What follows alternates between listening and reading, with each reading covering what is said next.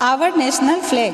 The national flag of India is tricolor, Tiranga. The colors of our national flag are saffron, white, green and blue. The national flag of India is in the tricolor of deep saffron at the top, white in the middle and dark green at the bottom in equal proportion. The saffron stands for courage, sacrifice and spirit of renunciation. The white for purity and the truth. The green for faith and fertility and prosperity of India. There is a blue chakra wheel on the white part of our flag. The chakra teaches us to do our duty to our motherland. Ashok chakra is also known as a Samay chakra, in which the 24 spokes represent 24 hours of the day and is the symbol of the movement of the time. A flag is the most important symbol of a country.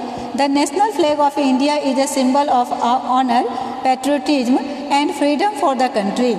The flag was designed by Pingali Venkaiah and it was adopted by the Constituent Assembly on 22nd July 1947. Indian tricolor is rectangular in shape with a length to breadth ratio of 3:2. The first Indian flag was made in 1906 by an Irish disciple of Swami Vivekananda, Sister Nivedita. It was red and yellow and had the Bengali words Vande Mataram on it. In 1916, Pingali Venkaiah, a writer and a freedom fighter, Pingali Venkaiah कौन थे? Writer थे और freedom fighter थे. उन्होंने Indian flag बनाया जो अभी हम लोग करते हैं, फहराते हैं. Designed a red and A green flag that had a चरखा. However, Mahatma Gandhi suggested that saffron, white and green be used. The flag should be made of khadi. पहले क्या था? फ्लैग में चरखा था. उसके बाद महात्मा गांधी ने बोले कि उसमें सैफरन, वाइट और ग्रीन बुक कलर डालने के लिए. The flag symbol made of khadi. किससे बनाया जाता है? खादी से बना जाता है. During the hosting everybody should face the flag and stand at attention. The flag should not touch the ground. है ना, नीचे नहीं छूना चाहिए. बताए हैं फ्लैग के सम्मान में. The flag should be lowered after sunset. The Ashok Chakra has 24 spokes and is navy blue. The Indian flag was hoisted on the highest mountain peak in the world, Mount Everest, on 29th May 1953. Madam Kama was the first Indian to hoist our flag on foreign soil. No other object can be placed higher than the flag. क्या मतलब हुआ?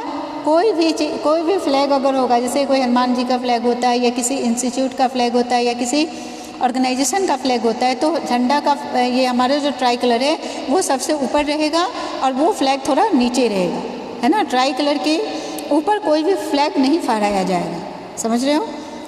On 14th November 2008, India became the fourth country to land its flag on the Earth's moon. The Ashok Chakra representing the eternal wheel of law. Bharat के राष्ट्रीय ध्वज को तिरंगा कहते हैं. राष्ट्रीय ध्वज देश की स्वतंत्रता का प्रतीक है. हमारे राष्ट्रीय ध्वज में 3 रंग है, इसके वजह से इसका नाम तिरंगा रखा गया है. हम इसमें केसरिया, सफ़ेद तथा हरे रंग का उपयोग किया गया है. पहली पट्टी केसरी रंग की है, दूसरी पट्टी सफ़ेद रंग की और तीसरी पट्टी हरे रंग की होती है. केसरिया रंग साहस और ताकत का, सफ़ेद रंग पवित्रता और शांति का और हरा रंग हरियाली और समृद्धि का प्रतीक है. सफ़ेद रंग की पट्टी के मध्य में अशोक चक्र होता है. यह अशोक चक्र गहरे नीले ब्लू रंग का होता है. इसमें 24 तिलियाँ होती है. यह एक आयताकार ध्वज है. राष्ट्रीय ध्वज किसी भी देश के गौरव का प्रतीक है. भारत का राष्ट्रीय ध्वज 22 जुलाई 1947 को अपनाया गया था. राष्ट्रीय ध्वज सभी महत्वपूर्ण अवसरों पर फहराया जाता है. हमें अपने राष्ट्रीय झंडे तिरंगे का सम्मान करना चाहिए. 15 अगस्त 1947 में लाल किले के प्राची से भारत के पहले प्रधानमंत्री पंडित जवाहरलाल नेहरू द्वारा ध्वजा फहराया गया था. किसी राष्ट्रीय विभूति के निधन पर राष्ट्र शोक में कुछ समय के लिए तिरंगे को झुका दिया जाता है. तिरंगे की कल्पना पिंगली वेंकैया ने की थी. पहले राष्ट्रीय ध्वज को स्वामी विवेकानंद की शिष्य भगिनी निवेदिता ने 1904 में डिजाइन किया था.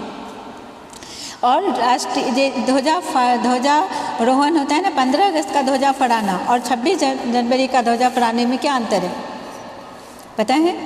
15 अगस्त को जो ध्वजा फहराया जाता है वो नीचे से ऊपर की ओर लेके जाया जाता है ना, फिर उसके बाद वहाँ से खोला जाता है। और 26 जनवरी में जो ध्वजारोहण होता है तो वो ऊपर ही लगा रहता है, सिर्फ खींचा जाता है, वहाँ से फहराया जाता है। समझ में आया? 15 अगस्त को आज़ादी मिली थी, है ना, तो इसलिए ध्वजारोहण होता है। तो वो क्या होता है, नीचे से ऊपर जाता है, फिर फहराया जाता है। देखे होंगे इस बार स्कूल में। और जब 26 जनवरी में होता है तो देखना ऊपर ही झंडा लगा रहता है, सिर्फ खींचा जाता है और फहराया जाता है। समझ में आया? 26 जनवरी को क्या हुआ था, क्यों झंडा फहराते हैं उस दिन? हमारा संविधान लागू हुआ था, है ना, 1950 में, और 15 अगस्त को हमें आज़ादी मिली थी।